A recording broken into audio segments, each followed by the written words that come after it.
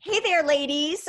Today we are here with Miss Kate Devlin, who is a bar instructor at the Bar Method in Central Park, Denver, and is also one of my dearest friends. And she is going to talk to us a little bit about how bar can help us as we enter those middle age years or even as we kind of go post menopause. But Kate, before we get started, do you want to introduce yourself? Yes, I'd love to. As Miss Hillary said, my name's Kate Devlin, and I am a dear friend of Miss Hillary's, and I've been teaching bar for a number of years, and most recently have been teaching with the Bar Method. We have a studio in our neighborhood in Central Park in Denver, and I just am a huge fan of bar classes, and I'm excited to share some of my enthusiasm with you today. Awesome. And Kate's classes are always just amazing. She has lots of energy and lots of fun to talk about. All right, so we'll jump right in. So tell us a little bit, as I've kind of entered those middle years, I have started to have a little bit of a tire around my middle. And it doesn't matter how many things I seem to do, it stays there a little longer than it used to. So how can the bar method help with that? So one of the great things about bar classes is that you work multiple muscle groups at the same time. So your postural muscles, specifically your lats and your rhomboids, and all three sets of abdominal muscles are often engaged, even when you're specifically working on, say, a set of thigh work or a seat work. But additionally, bar classes have dedicated abdominal exercises in each class. So including like a plank series with a strong emphasis on form so that the core muscles are really getting an optimal workout versus say, letting your biceps help you out by really holding your head and pulling you forward when you're doing those curl reps. Yeah, I know if I'm really disciplined and I do these exercises that I do notice a difference. So I'm glad you're here to kind of kickstart things a little bit. So leading on from that though, I kind of am at risk for osteoporosis, and they always tell you, take calcium, do weight-bearing exercises. So how does bar address that? Mm-hmm. You're exactly right. So weight training for osteoporosis, so not just walking or running or doing aerobics, but actually lifting weights can help protect your bones and prevent osteoporosis related fractures. Studies show that strength training over a period of time can help prevent bone loss, and it may even help build new bones. So in bar classes, we do have a dedicated section with weights, and there's also a lot of training just using the weight of your own body. Mm-hmm. Awesome. So as for women my age, is there anything that you have to be cautious about with bar? How do you make sure that we're doing it right? All that stuff. That's a great question because I think that there's a little bit of a, misunderstanding that unless you're a dancer or you have a background in ballet, that this might not be for you. But Right. bar is for women of all ages and men also. But form is really key. So one of the things I love about bar methods specifically is their real laser attention to form. So instructors go through very extensive training to ensure that clients are getting a safe but very effective workout. Great. Okay, well let's go ahead and jump in and work on the core for a little bit. All right, let's do it. So typically if we were doing a full class, you would start by doing a little bit of warm up. So we do some leg lifts to warm up upper and lower body, also get your hip flexors a little bit warm.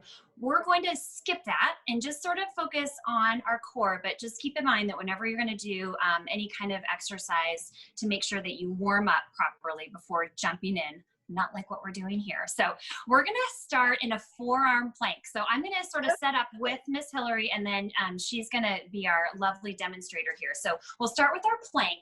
So go ahead and come down to the ground, place your forearms on the carpet or on your mat, and your feet hip distance apart. grip your glutes and lift your hips up in line with your rib cage, which might feel a little bit higher than you're used to depending upon the workouts that you do. But you want to have a nice flat back. You'll still have plenty of abdominal engagement, and it'll keep your low back safe. So go ahead and grip your glutes, tuck under a little bit, engage your quads. Planks are awesome because they're really a full body workout. Miss Hillary, yours looks just picture perfect today. Her shoulders are laid right over her elbows, and her forearms are parallel in front of her. A couple things you can do to your plank series if you'd like to add a few elements is you can add a little tuck under of your seat, so you can kind of squeeze your glutes and tuck under. Tuck, tuck, tuck. That'll really activate your lower abdominals. You can also rock forward and back gently on the balls of your feet. Remember to breathe, forcefully exhale. And you can always come down to your knees on a plank. That's a great modification. Point your toes up to the ceiling. Keep your abs pulled in really tight up against your spine, and you'll still get all of that abdominal activation. Looks great. Take a reset. So go ahead and take a child's pose. You can sit back on your heels, get a nice stretch. But planks are a lot of bang for your buck, an awesome abdominal exercise. Yeah, The next thing we're going to do, yeah, what do you think about that? Yeah. The next thing we're going to do, we call it a flat back curl in Bar Method. So if you have any kind of throw pillow, we use a little mini mat. There, Miss Hillary has a nice little pillow. You're going to go ahead and lay down on your back and tuck that pillow underneath your glutes, just under the bottom part of them, so that your low back can still press down into the ground. So lay your torso all the way back down and then extend your legs up to the ceiling. You can position your prop and then press your hands down next to you. Lock your low back down into the ground. You can sort of feel how this pillow prop acts to enhance that pelvic tilt right away. Lower your toes just a couple inches. You can find that spot where actually if you were just to hold it here, that would be a pretty decent abdominal workout all on its own. Instead, you're going to add to that and lower your toes about 3 inches in 2 counts and then raise them right back up to where they started. The key here is to make sure you keep your low back pressed into the ground. Yeah, I can feel it. Excellent. Well, if you want to up the ante a little, you can also place your hands behind your head, lift your torso up off of the ground, and then add a little curl towards your legs as you raise them back up. So lower for 2, come back up and curl. Lower for 2, come back up and curl. You can see how Miss Hillary is keeping her chin up off of her chest, so that's great. Your neck is in good alignment with your spine. You're not tugging on your head to do that curl work. Rely on your abdominals to do that instead.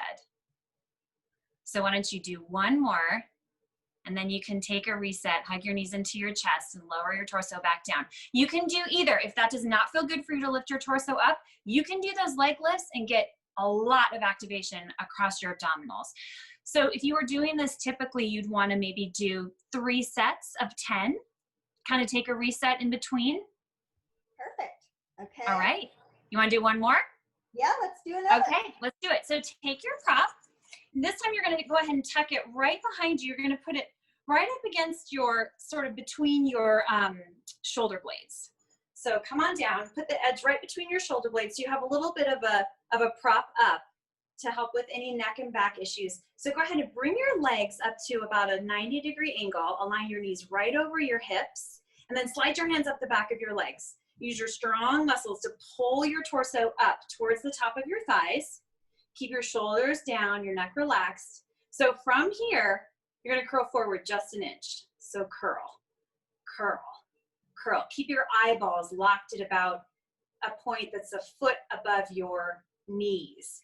That'll, again, keep your neck in good alignment. You don't want your neck or your arms to take the brunt of any of this work. You want to keep it in your abdominals. That's a real big sort of typical problem when people do their core work is if you look at them, you can kind of tell, I don't know if you're working your abdominals. Look like you might be working your arms.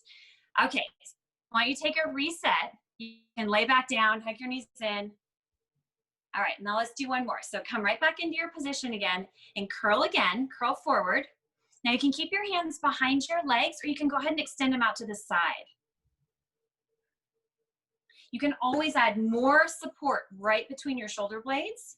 If you're feeling any need to do that with your head or your neck, You look excellent, Miss Hillary.